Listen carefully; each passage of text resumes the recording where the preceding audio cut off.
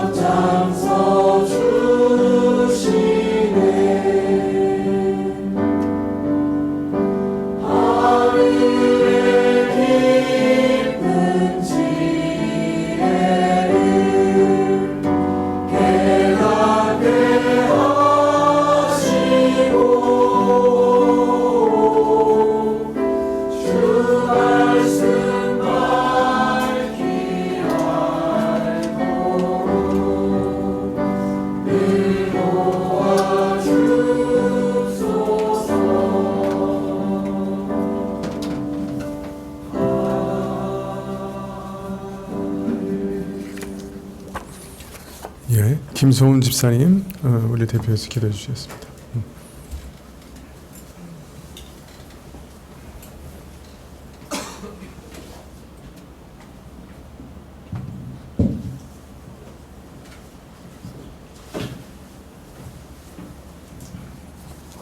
기도 드리시겠습니다. 하늘에서는 주 외에 누가 내게 있으리요, 땅에서는 주밖에 나의 사모할 자 없나이다. 내 육체와 마음은 쇠잔하나 하나님은 내 마음의 반석이시요 영원한 분기이시라. 계신 곳 높은 하늘에서 낮은 우리의 기도를 들으시는 주님, 죄인의 기도를 외면치 않으시고 상하고 통회하는 심령을 주사 죄에서 돌이키는 회개와 용서의 은혜를 허락하시는 주님, 오늘도 저희에게 찾아와 주시고 저희로 주 계신 곳에 나아갈 수 있도록 인도해 주셔서 감사합니다. 또한 주의 말씀을 들음으로 생명의 양식을 먹고 영혼과 삶이 변화되고 어둠에서 빛으로 옮겨 주시는 은혜로 감사합니다. 그러나 주의 말씀이 참으로 어렵고 또 어렵습니다. 세상을 지으신 주께서 다스리시고 붙드시는 하나님께서 우리를 섬기러 오셨다는 그 말씀을 하나님께서 깨닫게 해주시 아니하시면 우리가 어찌 깨달을 수 있겠나이까. 주께서 생명을 저에게 주심으로 섬김으로 우리를 다스리신다는 그 말씀을 저희가 생각할 때마다 이것이 어찌 가능한 일이 될 수 있을지 저희는 알기 어렵습니다.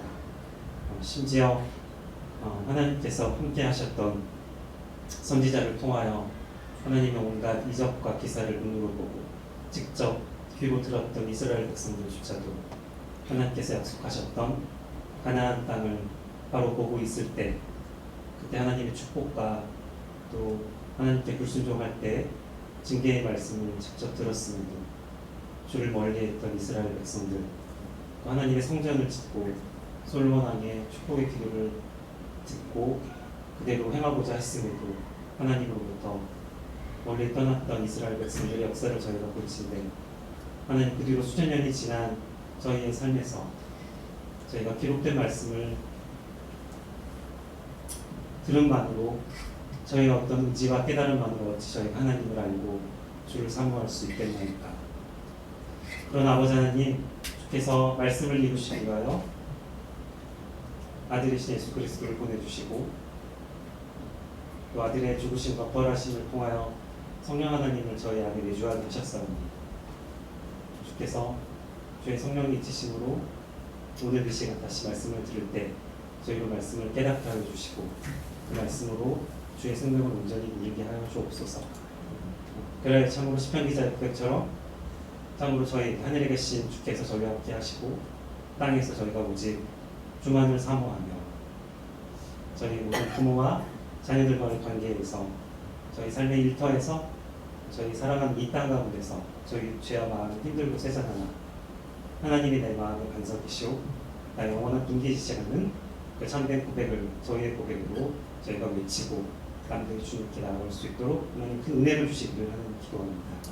하나님 그 은혜가 오늘 이 시간 말씀을 전하는 주의 목사님과 그 말씀을 듣는 저희 모든 성도들에게 참된 위로가 되게 하시고 저희 가운데 살아서 역사하시는 그리고 저희 모든 세밀한 기도를 또 들으시는 주의 섬김의 깊은 은혜를 저희 온전히 깨닫게 하여 주옵소서. 하나님 지난 시간들 동안 가족을 보내고 또 새로운 생명이 태어나는 이 일들을 저희가 볼 때 저희가 알 수 없으나 하나님께서 저희에게 정해 주신 때와 또 새롭게 허락해 주시는 그 때를 통하여 주께서 다스리고 계시는 저희가 두렵고 그러나 하나님께서 깨닫게 해 주실 때 저희가 또 믿음으로 고백하게 됩니다. 하나님 힘든 일들을 겪은 가족에게 참된 위로와 주께 함께하심으로 또 성도들의 기도와 성도들의 또 따뜻한 대화 가운데 힘을 얻게 하시고 저희가 한 마음으로 이 시간 다시 힘을 모아서 하나님 앞에 담대히 나아갈 수 있도록 주여 도와주시옵소서. 감사드리며 예수님의 이름으로 기도드렸습니다. 아멘.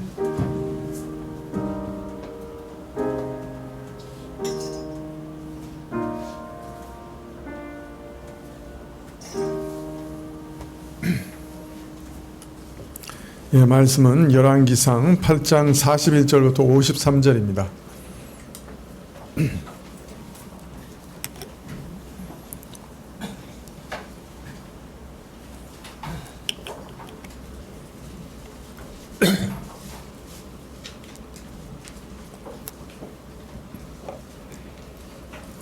(8장 41절부터 53절)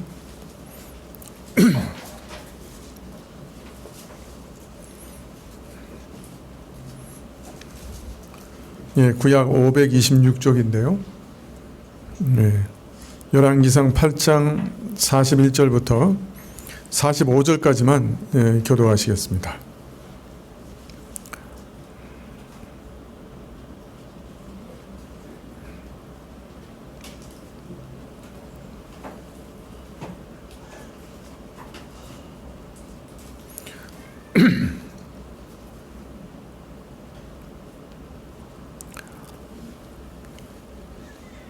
또 주의 백성 이스라엘에 속하지 아니한 자 곧 주의 이름을 위하여 먼 지방에서 온 이방인이라도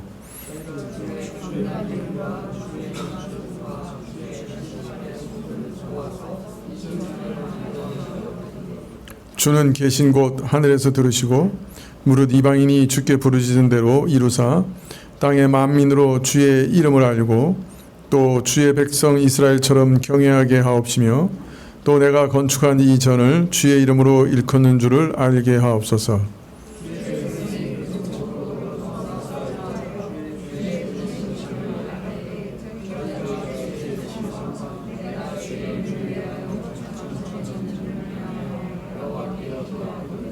주는 하늘에서 저희의 기도와 간구를 들으시고 그 일을 돌아보옵소서. 아멘.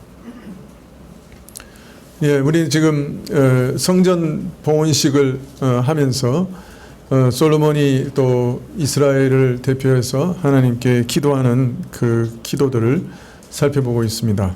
예, 오늘 우리가 읽은 왕상 8장 41절부터 기도는 솔로몬의 5번째 기도인데요.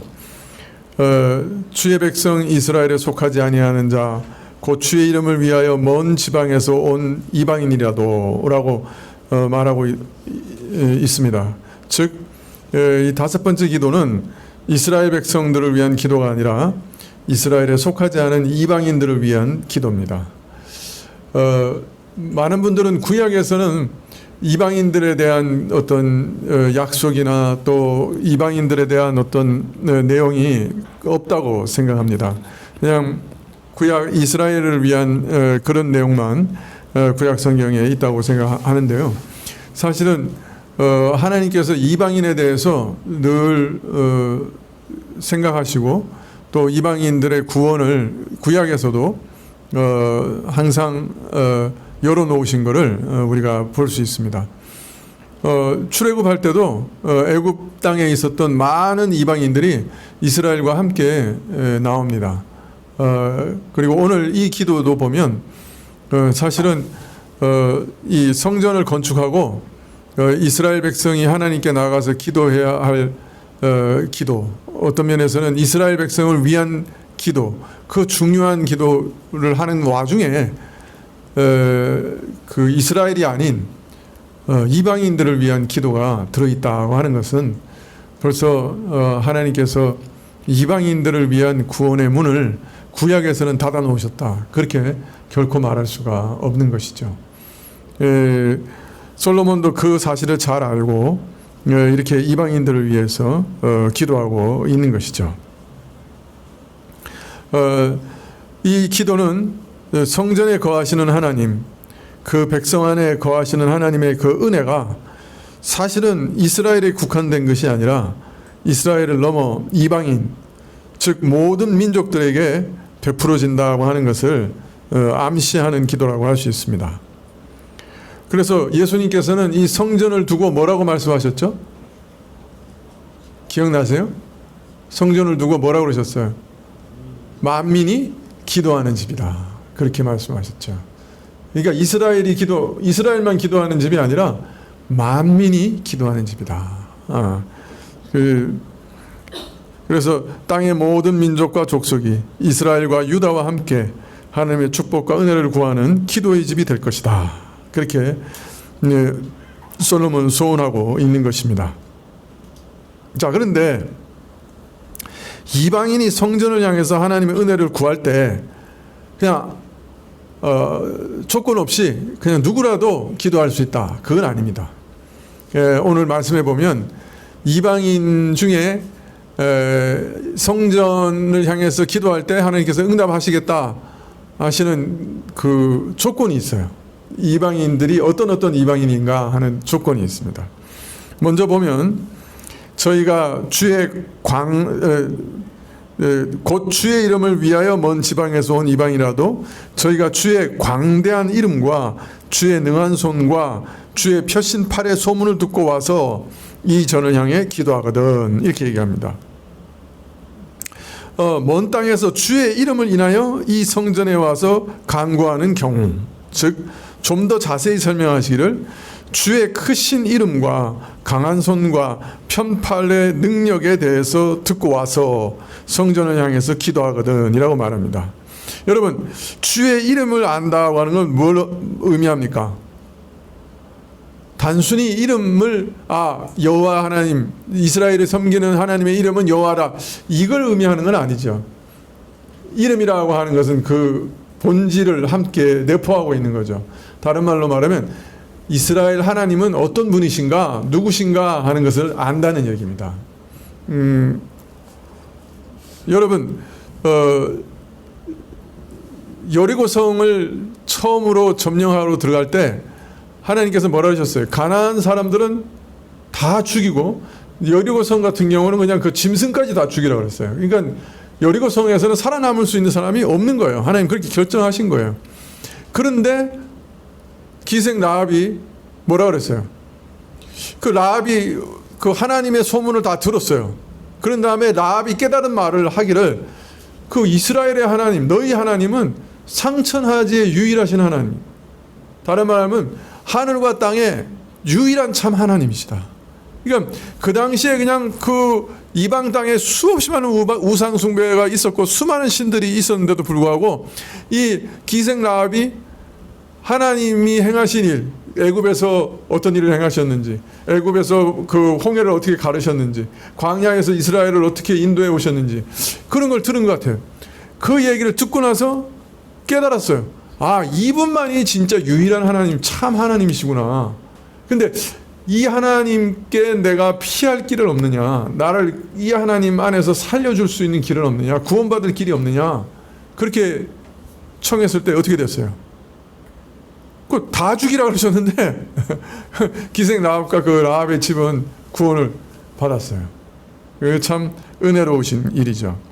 그와 같이 하나님이 누구신지를 아는, 정말 위로는 하늘과 아래에선 땅에 천지간에 유일하신 참된 하나님이시고, 그가 어떤 편팔과 능력으로 역사하시는 분인지, 정말 이스라엘 가운데 어떤 구원의 일을 행하시는 분이신지, 그가 모든 민족과 모든 족속의 하나님이시고 유일한 하나님이시고, 또 그런데 그가 또 어떤 구원의 일을 하시는 분이신지, 어떤 능력의 하나님이신지, 그 사실에 대해서 듣고 이를 기뻐하고 사모하면 나오는 이방인이라고 하면, 또 어떤 면에서 이게 제한이죠. 이런 이방인이 기도하면 하나님께서 들으시겠다, 그렇게 말씀합니다.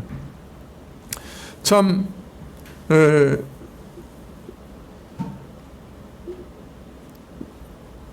어떻습니까? 이스라엘 사람들 중에도 어떤 면에서는 이스라엘에 속해 있는데도 이런 믿음이 없는 사람도 있고, 그런데 기생 라합 같은 사람은 어떤 면에서는 철저히 이방인이고, 어떤 면에서는 이방인 중에도 가난한 사람이라서 제거되어야 되는 사람인데도 이런 믿음을 가지고 하나님께 나왔을 때 하나님께서는 저들을 구원하셨어요. 바로 이런 사실이 배경이 돼서 어떤 면에서 오늘 기도가 드려지고 있다 하는 것을 또 이해할 수가 있습니다.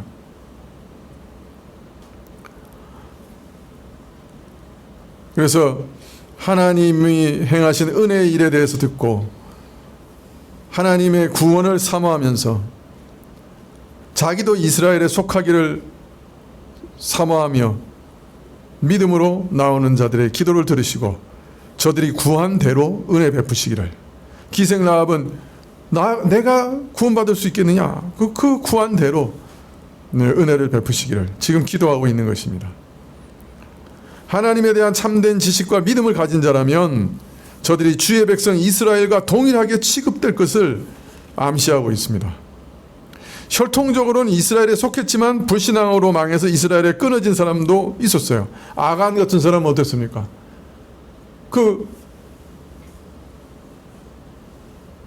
참 하나님께서 다 죽이라고 해서 하나도 거기서 건져내지 말라고, 여리고성에서는 하나도 물건도 취하지 말라 그랬는데 아간이 거기서 그죠? 좋은 외투, 그죠? 돈, 금은 훔쳐가지고 가지고 있다가 나중에 멸망했죠. 그래서 멸망할 가나안 족속은 하나님이 누구신지를 알아서 구원을 얻었고, 육적 이스라엘 사람 중에는 아간 같은 사람은 혈통적으로는 이스라엘이었지만 그 믿음이 없이 멸망하고 말았습니다. 천지간에 유일하신 참 하나님이심을 깨닫고 하나님께 나온 사람은 나중에 룻과 같은 사람도, 그죠? 어머니의 하나님이 내 하나님이 되실 겁니다. 그래서 하나님께 나온 사람 어떻게 됐어요? 이방인인데 하나님께서 받아주셨죠. 그의 백성으로 삼아주셨죠. 자, 이런 사실을 볼 때 또 오늘 이 기도가 드러내고 있는 것은 사실은 하나님 백성 되는 조건이 외적인 혈통에 국한된 것이 아니라 그것을 뛰어넘어 하나님을 참으로 아는 것이요, 그를 믿고 신뢰하는 믿음이다. 그것이 어떤 면에서는 진정한 하나님의 백성이 되는 조건이다 하는 것을 드러내고 있다고 할 수 있습니다. 이런 영적 조건, 혈통의 아니라, 혈육이 아니라 영적 혈통이 하나님 백성이 되게 하는 것이죠. 이런 믿음 앞에서는 이스라엘이든 이방인이든 구별이 없고, 이 믿음이 없으면 이런 믿음이 없는 불신자의 경우에는 혈통적으로 분명히 이스라엘에게 속한 아간 같은 사람도 망해버렸고, 이런 믿음이 있는 자에게는 라합이나 룻과 같은 사람들도 구원의 은혜를 입었습니다. 자, 믿음으로 이방인이 하나님께 은혜를 구하면 저들의 간구를 들어주옵소서 하는 그 기도 안에 우리는 이러한 사실을 깨달을 수 있습니다. 누가 참 이스라엘 백성이냐? 여호와 하나님이 누구신지를 알고 그의 구원을 사모하는 믿음을 가진 사람이 진실된 이스라엘 사람이다 라고 하는 것을 우리는 깨달을 수가 있습니다.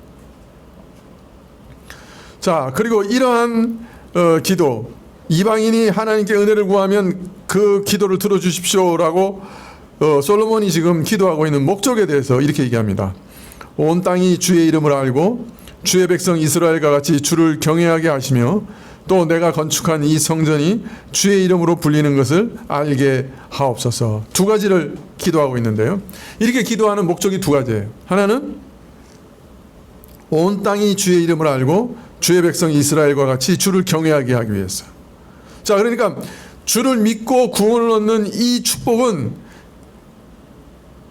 이스라엘에게만 주어진 것 같은데 오늘 솔로몬은 뭐라고 얘기하는 거예요? 이 구원의 축복이 어디까지 퍼져나가기를 바란다고요? 예? 모든 이방인에게 퍼져나가기를 원한다. 주를 믿고 경외하는 은혜와 축복이 땅의 모든 민족과 족속에게 임해서 저들도 이스라엘과 마찬가지로 주의 다스림을 받으며 주를 섬기는 백성이 되기를 원해서 이런 기도를 드렸다. 주의 나라가 혈통적 이스라엘을 넘어 온 땅과 온 민족에게 확장되기를 기대하고 또 예견해서 그렇게 될 것을 구하고 있다라고 하는 거예요.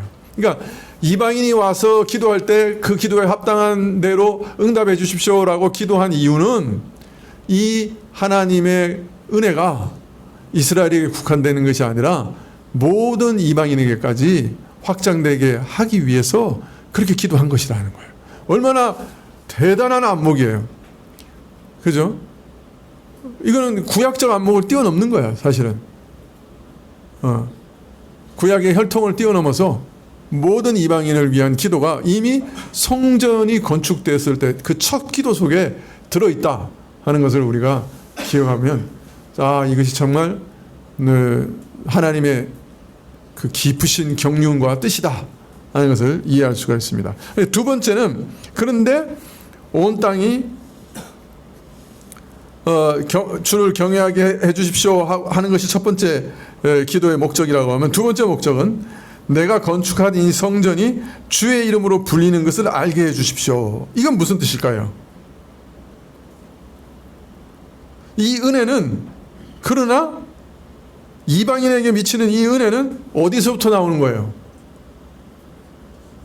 예? 이스라엘로부터 나오는 거예요. 주의 성전으로부터 나오는 거예요. 그러니까 이 모든 구원과 은혜의 우선권은 누구에게 있는 거예요? 예? 이스라엘에게 있는 거예요. 이방인에게 미치는 이 은혜가 어디까지나 이스라엘 안에 거하시는 하나님으로부터 나온다는 거예요. 그 성전에서부터 나온다는 것은. 즉 하나님께서는 이 은혜를 이스라엘부터 시작하셨어요. 그래서 나중에 로마서에 보면 이스라엘이 하나님을 배반한 자리에 오히려 우리가 접붙임을 받았다, 그렇게까지 얘기하잖아요. 그러나 원줄기는 어디예요?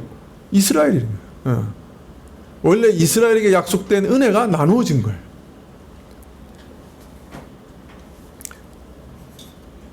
그래서 하나님은 이스라엘을 택하신 하나님이시고 그 가운데 거하신 하나님이시다 하는 것을 또 다시 한번 강조하고 있어요.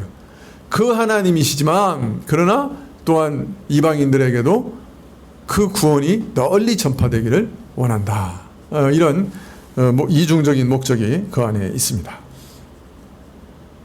자, 여섯 번째 기도는 44절부터 주의 백성이 그 적국으로 더불어 싸우고자 하여 주의 보내신 길로 나아갈 때 저희가 주의 빼신 성과 내가 주의 이름을 위하여 건축한 전 있는 편을 향하여 여호와께 기도하거든 주는 하늘에서 저희 기도와 간구를 들으시고 그 일을 돌아보옵소서. 7개의 기도 중에 우리 마음에 제일 드는 기도가 몇 번째 기도예요?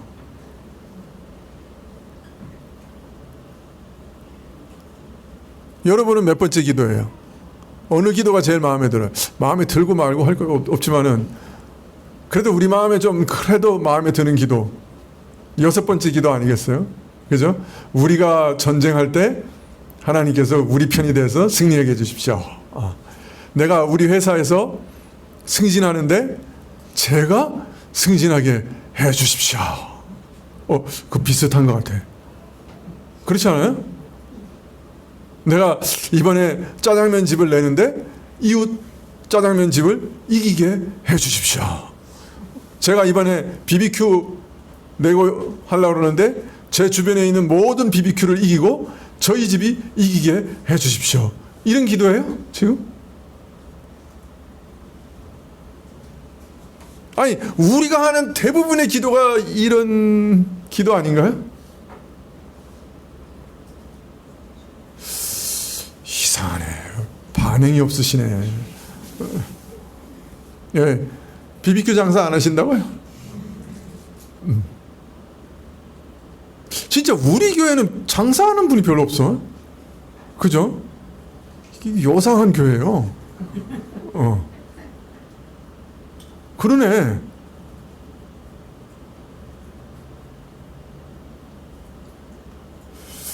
슬슬 부러워지려고 그러네. 어느 목사님이. 그 연신내 저 닭 튀기는 분이 계신데 그 교회 저 안수 집사님이셨어요. 일주일에 닭을 꼭 30마리씩 튀겨가지고 갖다 준대.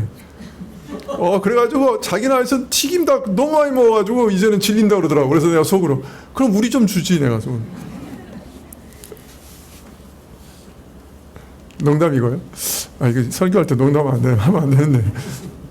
하도 조시니까 그렇죠, 제가. 근데 그런 류의 기도예요, 이게. 근데 사실은 조금 보시면 약간 다른 걸 알 수 있어요.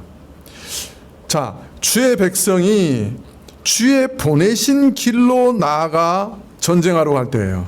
그러면 이 전쟁은 누가 보내신 거예요? 예?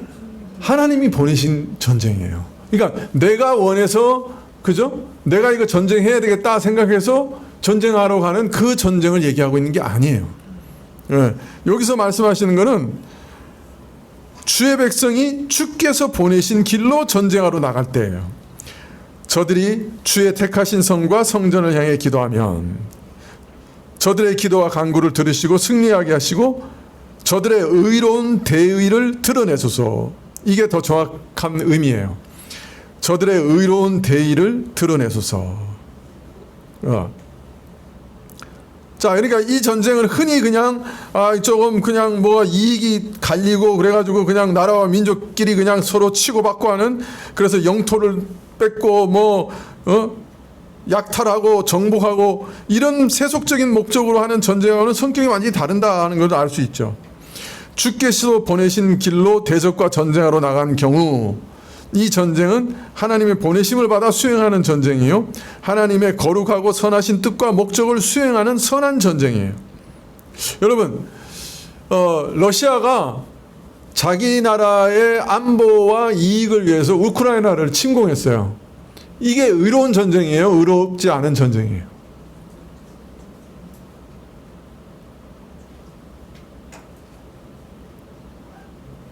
러시아 정교회의 모든 사제는 지금 그게 의로운 전쟁이라고 성수 뿌리고 있어요. 아세요?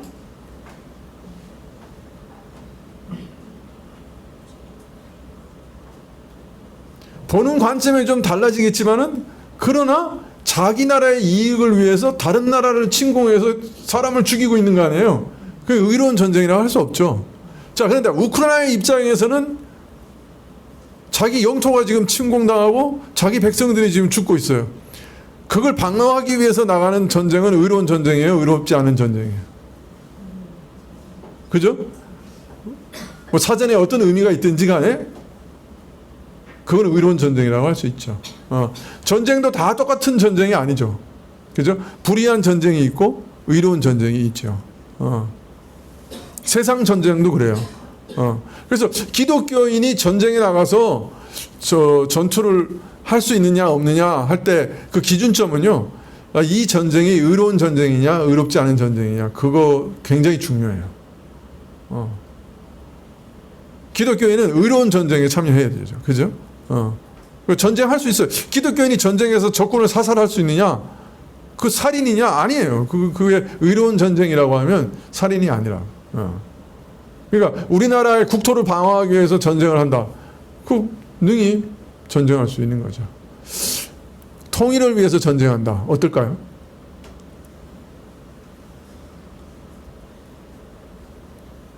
통일을 위해서 우리나라 7군단이 평양을 향해서 진군한다.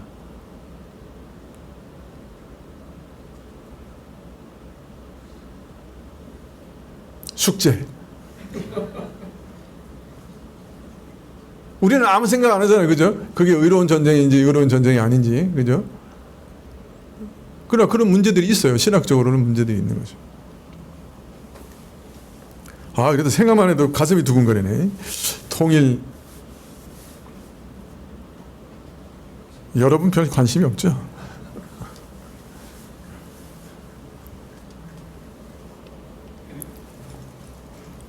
여러분 7군단이라고 알아요? 우리나라?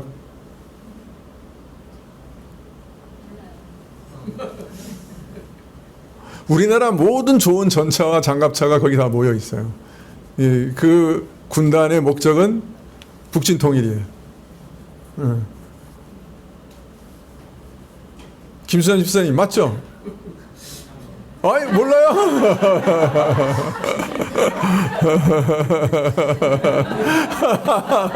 이러면 안 되는데.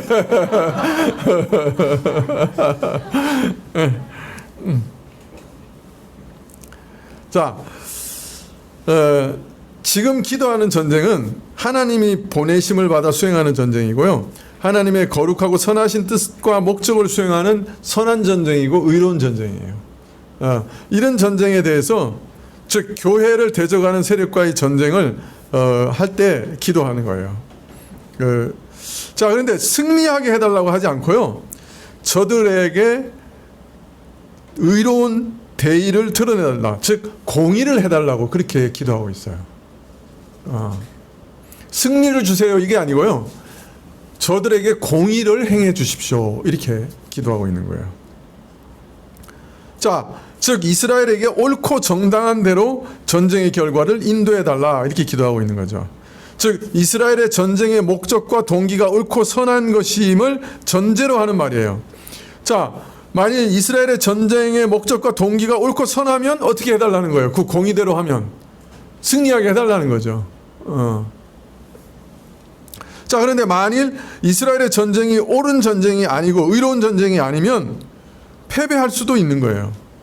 자, 그런데 패배를 자처하지는 않을 것이기 때문에 이기기를 원하는데, 승리를 원하면서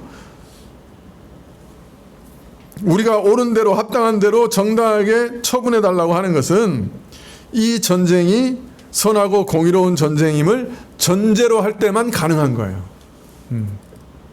무슨 말인지 이해가 되시죠? 그래서 이 기도 자체가 이미 의로운 전쟁이라고 하는 것을 전제로 했고, 그런데도 승리하게 해달라고 하는 것이 아니고 의롭게 공의롭게 응답해 달라고 그렇게 말하고 있습니다. 자, 달리 말씀드리면 교회의 모든 전쟁은 항상 옳고 바른 싸움이어야 돼요. 참으로 선한 싸움이어야 돼요. 교회가 옳지 않은 동기와 목적으로 불의한 전쟁을 벌일 경우에는 무조건 편파적으로 우리를 승리하게 해달라고 기도할 수 없어요. 만약 그렇게 되면 그것은 하나님을 불의한 하나님으로 만드는 거예요. 여러분, 축구할 때마다 우리 한국팀이 승리하게 해주세요 라고 하는 기도는 올바른 기도예요? 틀린 기도예요?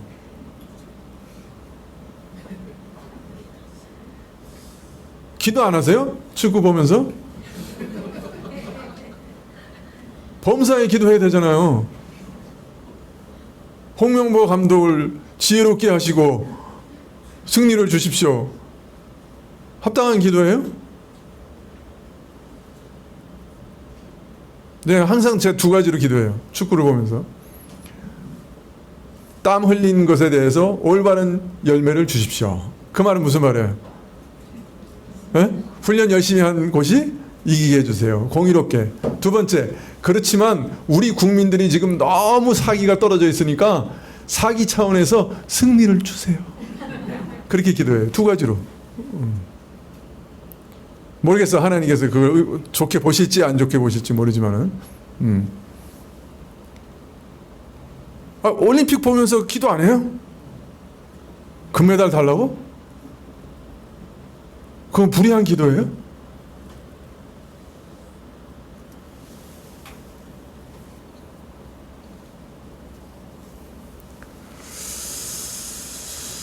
자, 그러고 나서 맨 마지막에 어떻게 기도해야 돼요? 축구를 보고 그렇게 두 가지 기도를 했어. 그 다음에 아멘 하고 끝내는 거예요? 아니면 뭐라고 기도해야 돼? 예? 그렇죠. 주여 내 뜻대로 하지 마시고 주의 뜻대로 하시옵소서. 거기까지 가야 온전한 기도가 되는 거예요. 여러분, 오늘 이 기도가 뭘 가르치냐면 우리 기도 중에 불의한 기도가 많이 있을 수 있어요. 우리 편 승리하게 해주세요. 올림픽 권총 쏘는데 다음번에 10점 안으로 들어가게 해주세요. 저 자주 기도하거든요. 화살 쏠 때 중국보다 잘 쏘게. 여러분 애국자가 아니시네요. 저만 애국자 같아요. 그건 아니고요. 그러나 하여튼 우리 기도 중에 우리의 정욕이 들어가 있는 기도가 많이 있을 수 있습니다. 그럴 때 그래 기도하지 말아야 돼요. 그러면 우리 소원을 아뢰지 말아야 돼요. 아뢰세요. 어디까지가 내 정욕이고 어디까지가 의로운 기도인지 분별하기 어려울 때 많아요. 기도하십시오. 그러나 그 다음에 어떻게 해야죠? 맨 마지막에 말을 해도 좋고 안 해도 좋아요. 그러나 그 자세로 기도하는 거예요. 주여 내 뜻대로 하지 마시고 주의 뜻대로 하시옵소서. 주의 공의로운 응답을 주십시오. 이게 모든 기도의 사실 밑바탕에 있어야 되는 겁니다. 우리는 승리를 위해 기도할 수 있습니다. 승진을 위해서 기도할 수 있습니다. 지금 당장에 대학 입학하기 위해서 시험 보는 학생들이 많은데 우리 금요일마다 기도해요. 저는 정말로 거짓말 안 하고 찍는 것도 맞게 달라고 기도하는 사람이에요. 그러나 그렇게 기도해놓고 그 다음에 뭐라 그래요? 내 뜻대로 마시고 주의 뜻대로 해주십시오. 그렇게 기도해요. 그러나 간절함을 그렇게 표현하는 거예요. 주님, 정말 우리 자녀들이 열린 문을 주세요. 우리 자녀들이 이 어렵고 고통스럽고 답답한 현실 속에서 좀 열린 문을 좀 두세요. 그리고 이런 기회를 통해서라도 하나님이 함께 하시고 도와주시고 역사하시는 것을 좀 보게 해주세요. 찍는 거라도 맞게 해주세요. 그게 간절한 제 마음이에요. 그 간절한 마음을 그렇게 기도하는 거예요. 그런데 그러고 나서 뭐라고 기도해요? 그러나 내 정욕대로 마시고 내 뜻대로 마시고 주의 뜻대로 해 주십시오. 왜? 불의한 기도가 얼마든지 있을 수 있으니까. 오늘 그 사실을 기도하고 있는 거예요. 공의롭게. 승리가 정말 너무 간절하지만 그러나 정의로운 전쟁이면 공의롭게 응답해 주십시오. 그렇게 기도하고 계시는 거죠.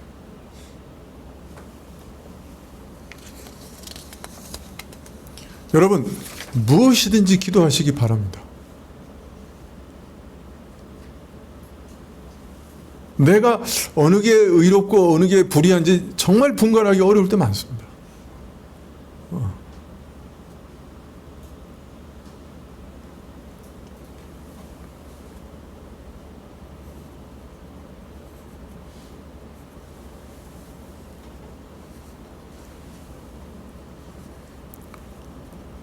우리가 무지와 연약함에 쌓여 있기 때문에 우리 마음의 간절한 대로 또 깨달아지는 대로 전심으로 기도하시되, 그러나 항상 마지막에는 그 마음 밑바탕에는 무지한 나의 뜻대로 마시고 부패하고 악한 내 뜻대로 마시고 가장 선하고 거룩하신 하나님의 뜻이 이루어지기를 원하나이다.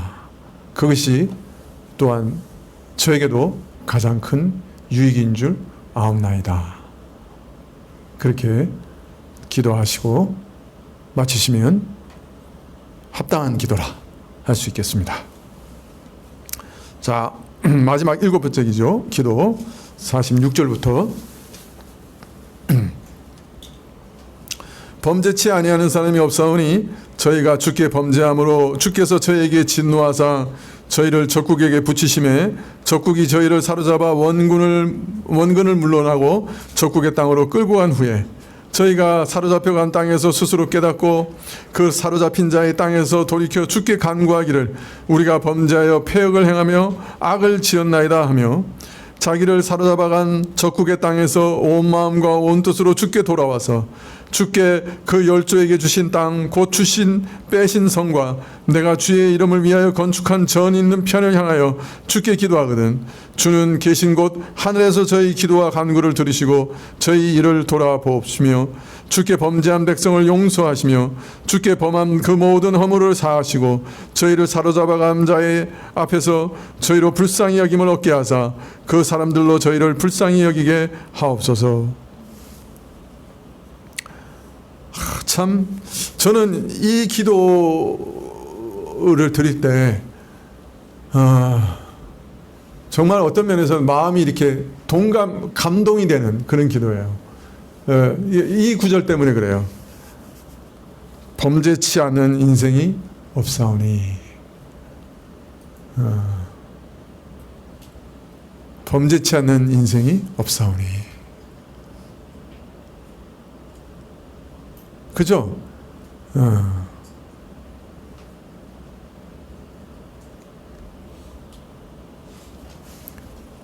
나도 이런 고백 안에 들어있는 사람이고 저 사람도 이런 고백에 들어있는 사람이고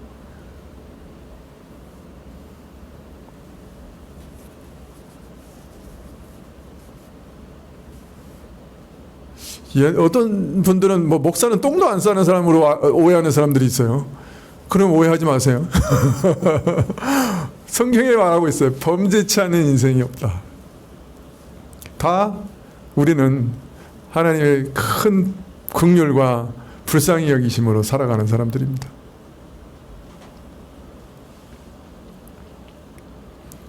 자신의 연약함을 깊이 깨닫고 기도하는 기도죠. 주께 범죄할 때 주께서 심판하셔서 우리를 대적 앞에 패하게 하시고 멀고 가까운 대적에게 사로잡혀가게 하시는 그 경우에 저들이 그 잡혀간 땅에서 마음을 돌이켜 마음으로부터 온 마음으로 회개하고 주께 간구하면 우리가 범죄했습니다. 패역했습니다. 악을 행했습니다. 뉘우치면 저들이 온 마음과 성품을 다해 잡혀간 땅에서 주의 약속하신 성과 택하신 성전을 사모하며 기도하면 하늘에서 저들의 기도를 들으시고 저들에게 옳은 대로 행하소서. 똑같은 말이에요. 옳은 대로 행하소서. 저들을 긍휼히 여겨주소서. 두 가지를 다 같이 기도하는 건데요. 범죄하지 않는 인생이 없사오니 우리 연약함 중에도 가장 연약한 것 참 하나님 앞에서 그 죄에서 구원받았는데 그리고 하나님이 원하시는 선한 뜻이 뭔지 아는데 그런데 또 범죄 참 어쩔 수 없는 때로는 우리 가슴을 쥐어뜯고 주먹으로 쳐도 얻지 못하는 어떻게 뭐가 안 돼요. 그 우리의 연약함입니다. 죄 앞에서 참으로 허망하게 무너져요. 은혜 충만하게 받았다고 할렐루야 하고 나가다가 그냥 운전대에 앉아있는 남편의 얼굴을 보는 순간에 은혜가 다 사라졌어. 아까 그랬죠.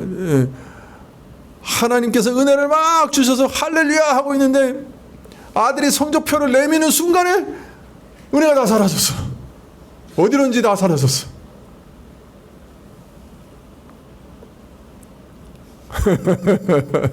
그런 경험이 없으신가 보죠?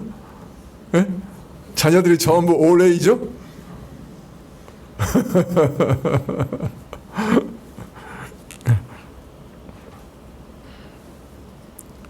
참 허망하게, 그죠?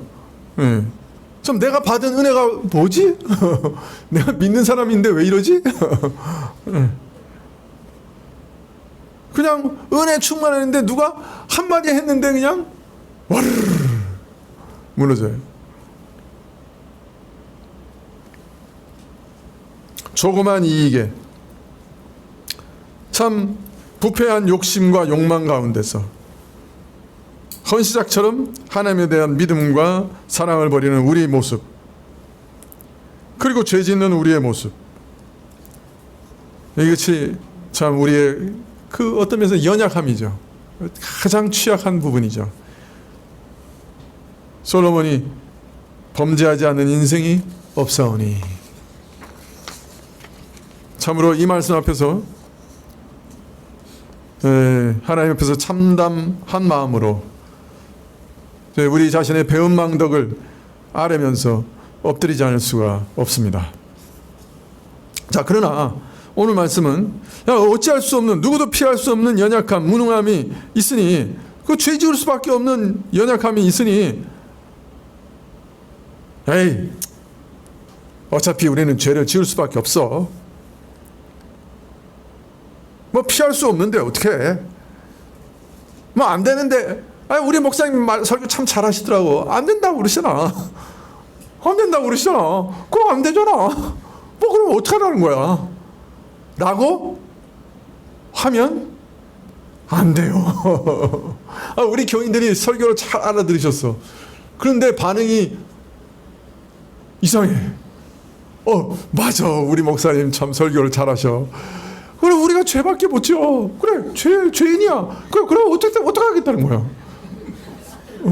어떻게 하는 거야? 뭐 죄인인데,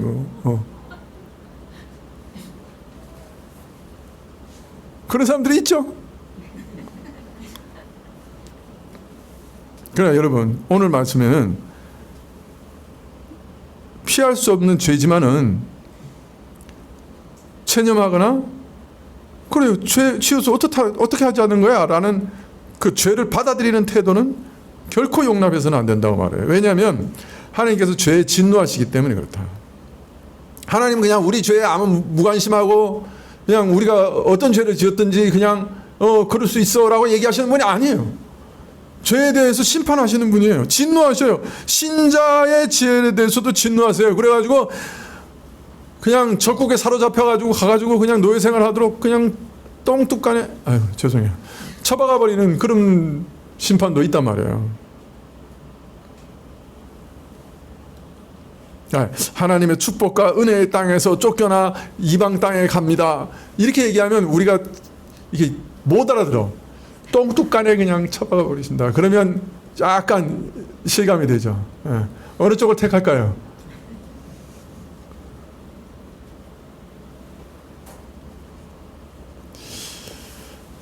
여러분 어떻습니까?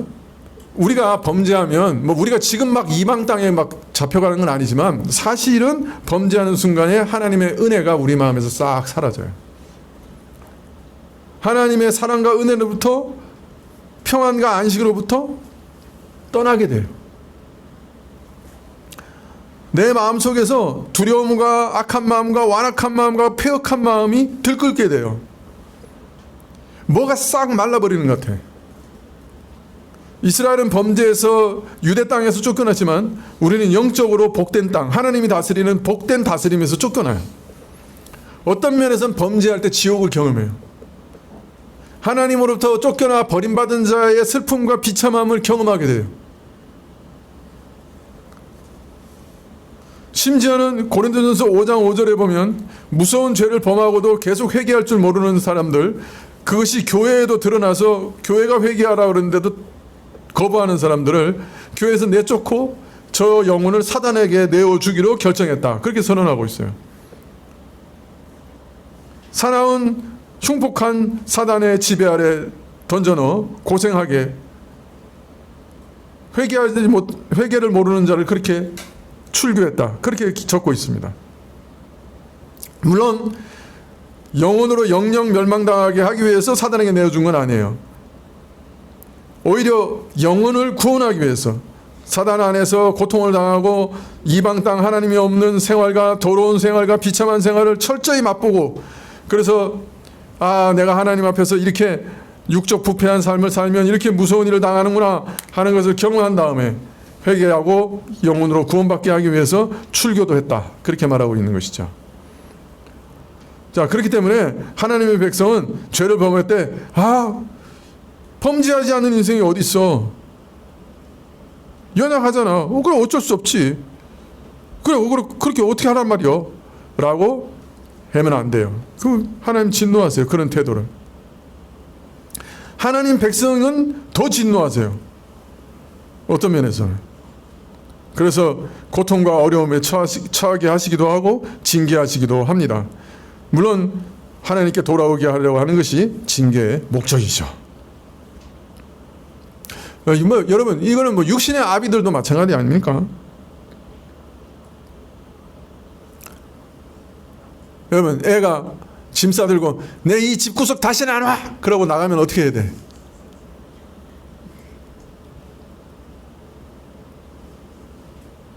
여러분, 봐주지 마세요.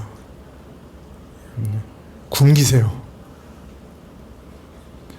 초달을 하세요. 그 협박에 항복하면 안 돼.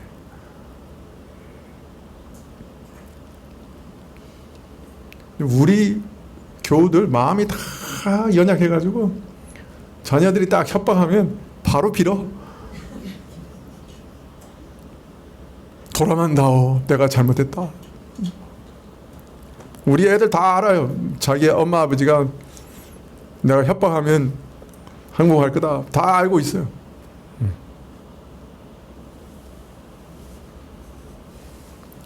근데 잘못하면 자식 망하게 하는 지름길이요.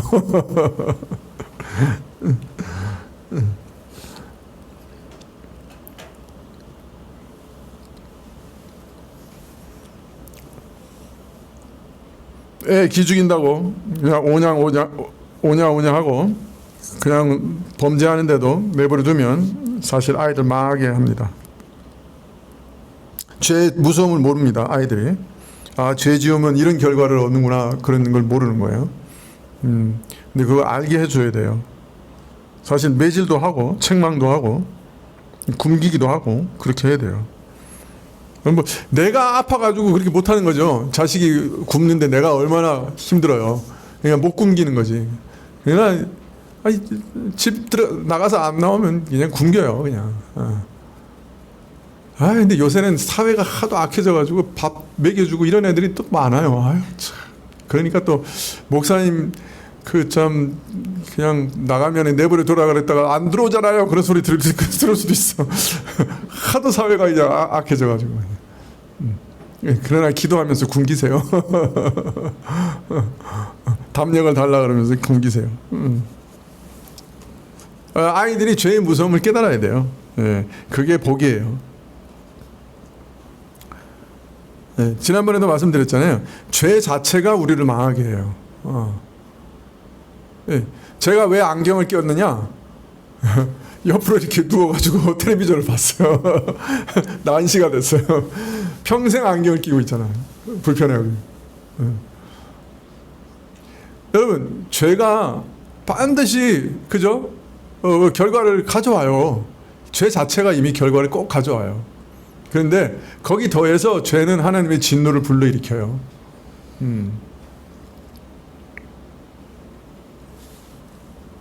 아니, 오죽하면 사단의 지배에 넘겨서라도 회개케 하겠다고 하십니까? 그만큼 죄라고 하는 게 무서운 거예요.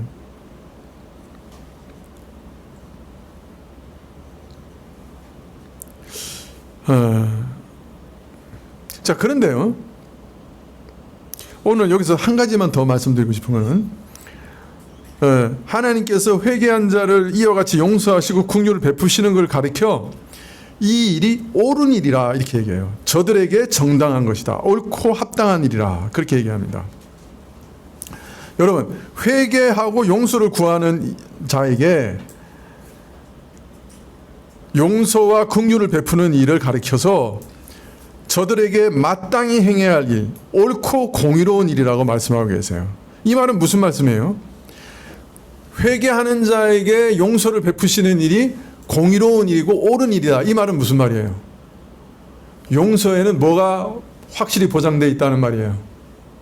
회개에는 용서가 확실하게 보장되어 있다는 거예요.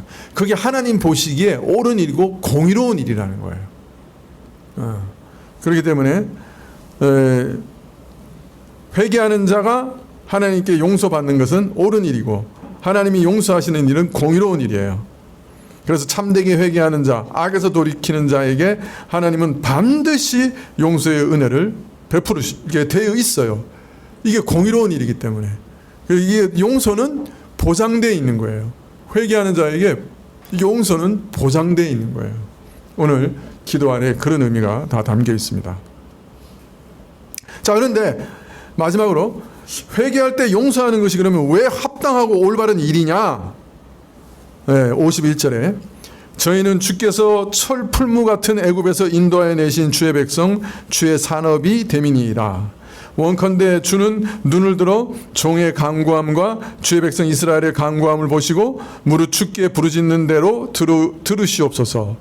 주 여호와여, 주께서 우리 조상을 애굽에서 인도하여 내실 때에 주의 종 모세로 말씀하신 같이 주께서 세상 만민 가운데 저희를 구별하여 주의 산업을 삼으셨나이다. 용서가 왜 합당하고 옳은 일이에요? 하나님 앞에서 회개하는 자가 왜 용서를 받는 일이 옳고 합당한 일이 돼요? 그 이유가 뭐예요? 세상 만민 가운데 저희를 구별하여 주의 산업이 되게 하셨기 때문에, 즉 저들을 영원 전부터 택하셔서 자신의 백성 되게 하신 선택 때문에 회개하고 용서를 구하는 자에게 용서를 베푸시는 것이 합당한 일이에요. 옳은 일이에요.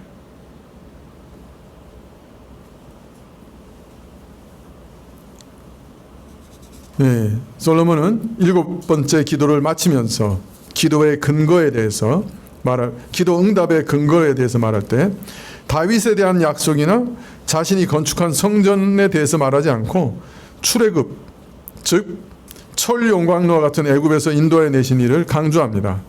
솔로몬의 간구의 마지막 토대는 이스라엘을 선택하셔서 출애굽시키신 일, 모세를 통하여 세상 만민 중에서 저들을 구별하시고 주의 구원을 삼으신 그 선택에 두고 있습니다. 이스라엘의 어떠함이 아니고 하나님이 영원하신 선택의 사랑에 의지해서 기도하고 있는 거예요.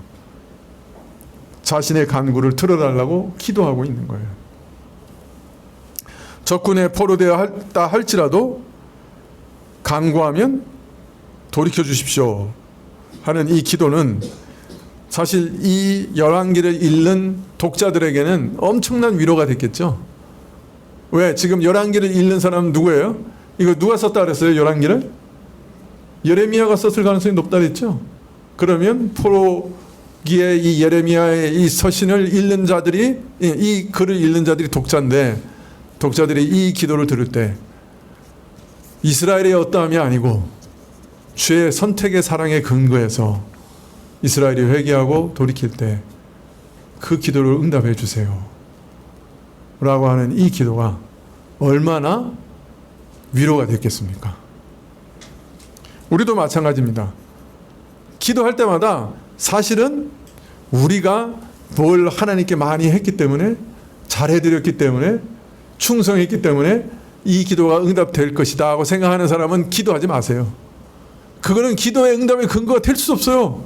왜냐하면 이렇게 저울에 달면 우리가 하나님 앞에서 율법을 행하고 잘 행한 게 많을까요? 아니면은 범죄하고 악하고 하나님을 실망시켜드리는 일이 많을까요? 우리가 저울에 오늘 단다면 지난 일주일을 단다면 눈 감고 한번 생각해 볼래? 시간 없어요. 빨리 대답하세요. 어느 쪽이 많아요? 선한 게 많아요? 악한 게 많아요?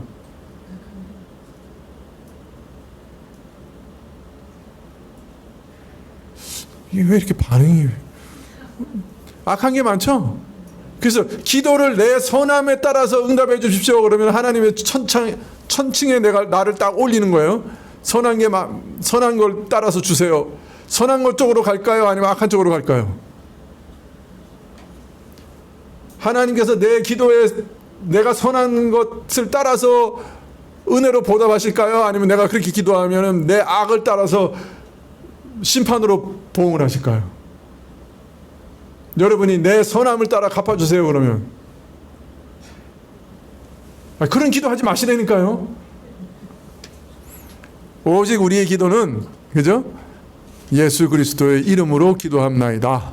예수 그리스도 안에서 나를 선택하시고 예수 그리스도 안에서 나를 용서하시고 예수 그리스도 안에서 하나님의 백성으로 삼으신 오늘 말씀으로 하면은 모세를 통해 세상 만민 중에 구별하여서 주의 산업으로 삼으신 그 일을 근거로 기도하셔야 되는 거예요. 그게 우리 지금 신약 시대 말로 말하면 주 예수 그리스도의 이름으로 주 예수님 안에서 나를 연합하여 그리스도의 모든 것을 내 산업으로 만들어 주신 그리스도의 것이 전부 내 것이 되게 만들어 주신 그 영원한 선택의 사랑 안에서 내 기도에 응답해 주세요 라는 거예요. 믿으십니까? 내 무슨 행위, 내 무슨 공로 아니요. 주 예수 그리스도의 이름으로 기도합나이다. 그리스도 안에서 연합하고 그리스도와 하나 된 나, 그리스도의 모든 공로와 모든 행하신 일과 그의 모든 것을 내 것으로 선물로 주신 그 은혜, 나를 주의 기업으로 삼으신 그 선택의 은혜, 그것을 기준으로 해서 그것 때문에 내 기도에 응답해 주십시오. 그거 외에 우리는 하나님 앞에 내어놓을 것이 없어야 합니다. 믿으십니까? 예. 기도하시겠습니다.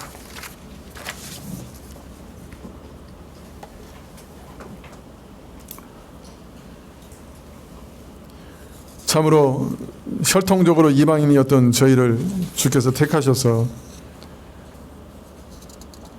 주의 앞에서 기도할 수 있는 특권을 주셨고 특별히 예수 그리스도의 이름으로 기도할 수 있는 특권을 주셨습니다. 저희가 솔로몬의 이 기도 안에 담긴 정신을 따라 늘 주님 앞에 부지런히 기도할 수 있게 해주시고 무엇이든지 기도하되 무엇이든지 주의 이름으로 기도하되 그러나 또한 내 뜻대로 마시고 주의 뜻대로 하옵소서 그러한 정신으로 기도할 수 있게 해주옵소서. 예수님의 이름으로 기도합나이다. 아멘. 하늘에 계신 우리 아버지시여 이름이 거룩히 여김을 받으시오며 나라 임하옵시며 뜻이 하늘에서 이룬 것 같이 땅에서도 이루어지이다. 오늘날 우리에게 이러한 양식을 주옵시고 우리가 우리에게 죄 지은 자를 사하여 준 것 같이 우리 죄를 사하여 주옵시고 우리를 시험에 들게 하지 마옵시고 다만 악에서 구하옵소서. 대개 나라와 권세와 영광이 아버지께 영원히 있사옵나이다. 아멘.